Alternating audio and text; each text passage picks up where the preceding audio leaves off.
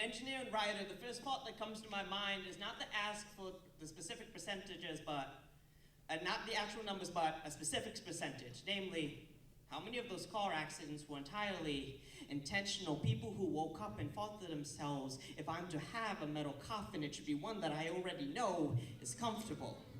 I continue reading to find bold print. Over the last decade, suicide rates have risen 15%, while car crashes have dropped by a quarter.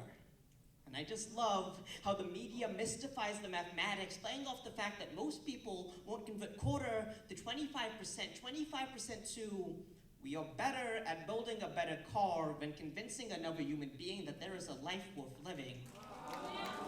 I refuse to calculate the aggregate of lives lost over the past 10 years. It would lead me to estimate the number of friends and family affected by so-called preventable deaths. Footnote, the US's preventable death rate is higher than France's and the UK's. Footnote, scientists are actually imploring the government to intervene in the causes of preventable death other than car crashes, namely suicide. Footnote, nowhere in this article does it remind the reader what preventable death really means. Definition. There are lives that still could have been with us, like there was something we could have done, like there was something we should have done. Stop this.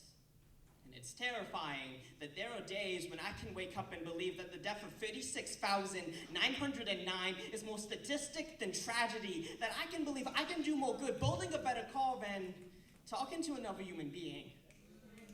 Around my local high schools, I see wrecked cars placed perfectly on pristine lawns assigned to drive sober, drive safe. One more reminder of the number of lives car crashes take in America. 4 times between my junior and senior year, I was taken out of class to attend a 2-hour seminar on the dangers of drunk driving. My education on suicide, a 45-minute lecture, and a worksheet. I hope that changes now, but just in case, I am building a shadow gallery to showcase all of the different types of gallows we can make. Tying a hangman's noose, this is what the bullies wear around their necks. Emptying a bottle of pills, this is the last meal of the lonely. Planting a smoking gun, it was the only girl that would kiss him. I'll leave the wreck call though. It will send 2 messages now. Have the headlines read, some of these deaths are preventable.